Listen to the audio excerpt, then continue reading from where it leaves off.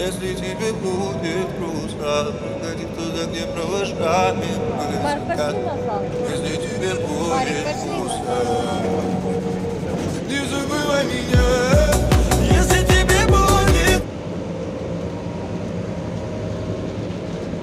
О, как плавно. Марик, ко мне иди. Ну, пожалуйста. Ну ладно.